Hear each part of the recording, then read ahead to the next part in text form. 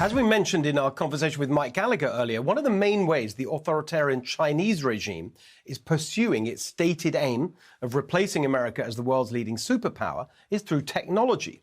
And there's one technology weapon they're using that is particularly insidious and a particularly worrying threat, not least because it is, according to recent data, the number one place where young Americans get their news. And that is, if you can believe it, the Chinese regime's video app, TikTok.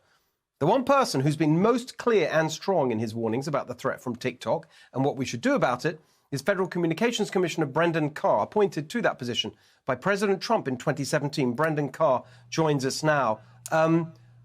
You've been so ahead of everyone on this. Could you just lay out for us as you see it, what is the range of threats from TikTok, why we need to take it so seriously?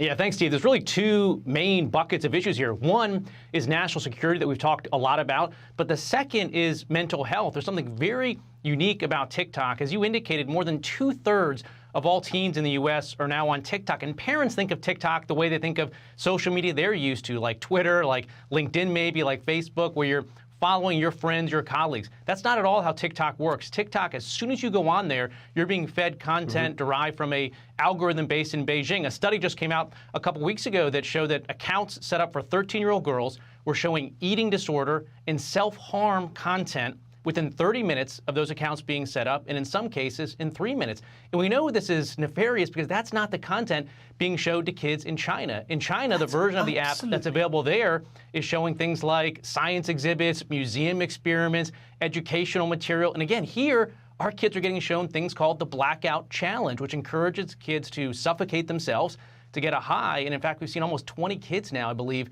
that have died from doing that in the U.S.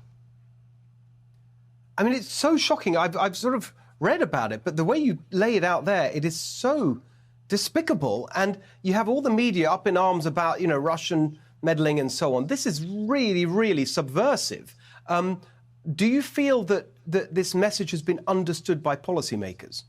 It's really growing. I've been very pleased. Congressman Gallagher, who you had on here, along with one of his Democrat colleagues, Krishnamurthy, has a bill they introduced last Congress that would ban TikTok nationwide. And that's great because I think we're really seeing bipartisan concern here. Almost 30 states have now stepped up, the governors, to ban TikTok on state devices. Governor DeSantis was early on this. Governor Noem was early on this. Democrat Senator Mark Warner. Because the national security issues are clear. There was just a report a couple weeks ago that TikTok came clean and said that they were surveilling the location of U.S. journalists that were reporting negatively on TikTok. That's a nightmare scenario. There was a report that ahead of our midterm election, operators in Beijing, the CCP's propaganda arm, was using TikTok to target select U.S. politicians for criticism. So this is a big issue, and we got to get this across the finish line and fully ban the app or require some sort of divestiture that breaks the corporate chain back to Beijing. I mean, President Trump tried to do this. Can you just remind us what happened there, and what's the sort of next step? Does it have to be Congress? Could the administration do it? Yeah, President Trump issued an executive order to effectively ban TikTok. That was reversed with the new administration. There was also a court loss along the way to that reversal. But for the last 2 years now, the Biden administration's Treasury Department has a committee called CFIUS, Committee on Foreign Investment, and they've been looking at TikTok. They have the power to force a divestiture or ban the app outright. And I think that's where we should go. I mean, look, increasingly, the national security experts in this administration that are part of that CFIUS review are speaking out publicly. FBI Director Chris Wray has said the FBI has serious concerns. CIA Director Burns has expressed concerns. The Director of National Intelligence, Avril Haines, has spoken out and said parents should be concerned. So we're heading in the right direction, but we've got to finish this off. We can't just keep navel-gazing because at the end of the day, TikTok is here. It's operating again. 2/3 of all teens are on it, so we've got to get forward with an action. Exactly. No more talking. We've got to do it.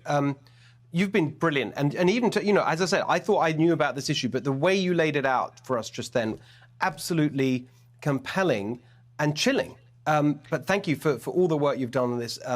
Let's hope we get the action soon, and let's stay in touch on it. Commissioner Carr, thank you so much.